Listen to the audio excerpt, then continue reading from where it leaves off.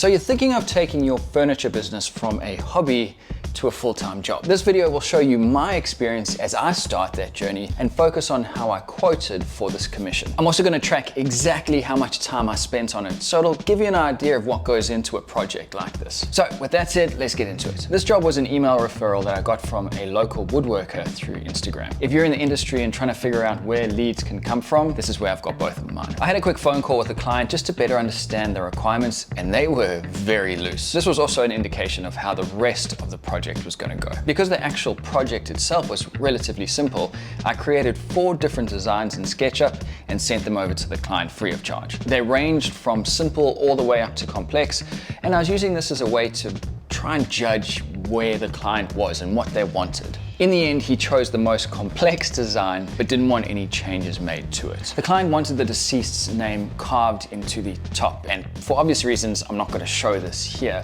But I worked with Dan from Riverside Woodworks to come up with 2 design options and sent those to the client. In the email, I said these are the 2 design options that I can do, but I can make minor changes to them if you want. But wouldn't you know, they came back and chose one and said it's perfect as is. So after that, I went to my local wood supplier just to get an idea of what the materials would cost. All right, on the menu today is some of this red cedar. This client wanted a particular type of timber, which made this part a little easier. Got a rough idea of the cuts that I need. Once I'd figured that out, I put the quote together and sent that off. Just back in the shop. This is what I went with in the end. It's a piece of red cedar. A little bit more expensive by linear meter than I was expecting, but that's because this one's been dressed. I kind of thought to myself, let me get a dressed piece so I don't have to do any milling. That's going to save on time, even though the cost of material is a bit higher. I like the idea of asking for 50% deposit on a job, but because this was quite small and the cost of material was relatively low, I just asked for 25%. That was enough to buy all the material that I needed, so I wasn't opening myself up to too much risk. The actual box itself was a relatively straightforward build. I started by marking all the parts that I needed from that board and cut them out.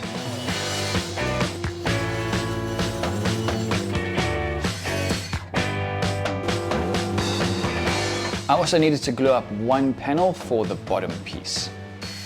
I just want to point something out with this. It's a little outside the core of this video, but it may help you in your next project.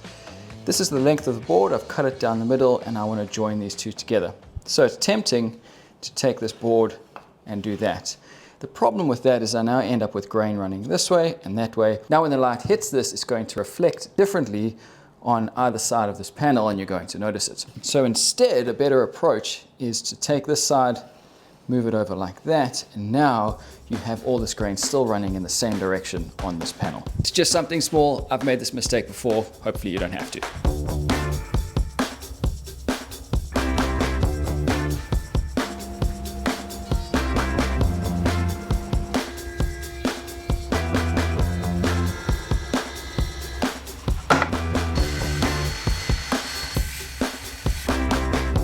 Then with the side panels milled and sanded, I could cut the miters and create the box.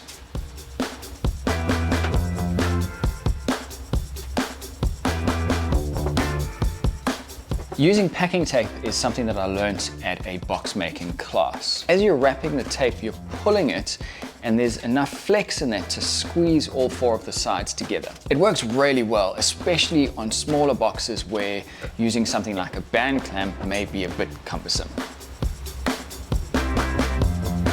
The glue's mostly set up, so now it's time to flatten this box. What I'm going to do is run the piece through my thicknesser on an angle to try and avoid any tear out on the edges, and that'll make this face perfectly flat. Then I can flip it over, do the same again, and then I've got 2 perfectly parallel flat edges of this box. All right, next up I'm going to start work on the base and top for the box, and according to the drawing there's a 10 mil overhang on both of them. Having said that though, the client, based on the conversations I've had with him, isn't going to be concerned if it's a little more or a little less. As long as it has the basic same shape as the drawing that I provided, that'll be okay. And where this is really going to work in my favor is for the top. There's that small pyramid piece. I don't have the exact size material left over that I need. It's just a little bit too short, but I can still use it and the overall design will still look the same. All right, first part done. That is the first layer of the top.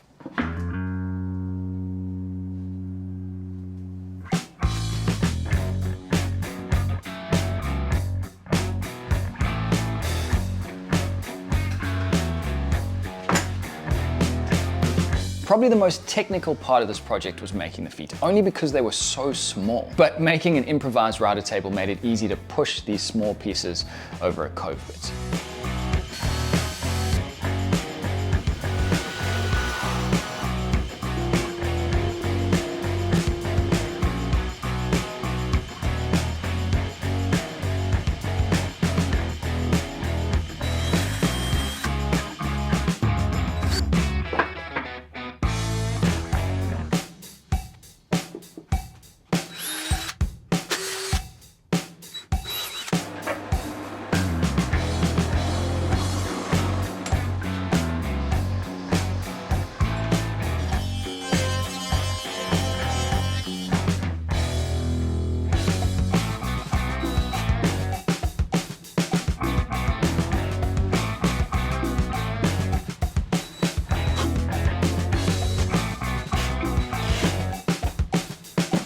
All right, all of the parts are done, ready to go. The next step is just to do some shaping and some final sanding. Now, because this is such a soft wood, I'm going to go all the way up to 600 grit.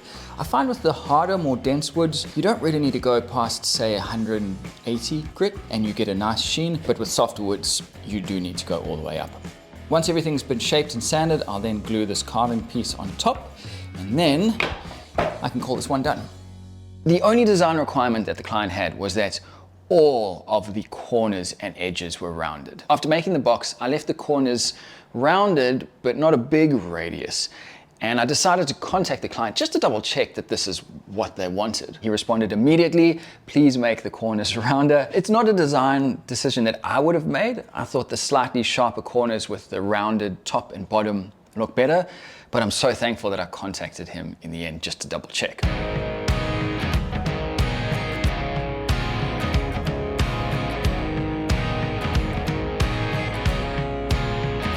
All right, the urn is done and the client is heading over in half an hour to collect. I'm really happy with how this one turned out and I'm quite proud actually to be handing it over.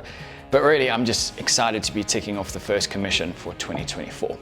Okay, let's go to the numbers. Let's see if I quoted accurately for my time on this project and ultimately did I make a profit or was it a loss?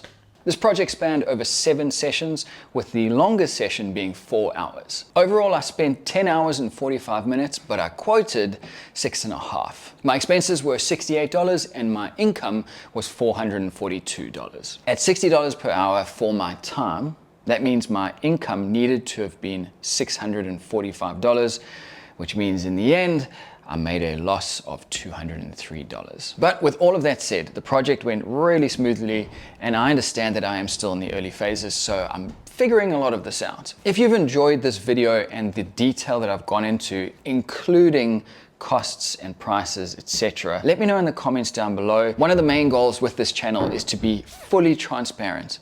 So if you have any questions about money and finances, which a lot of people don't want to talk about, please just throw them at me.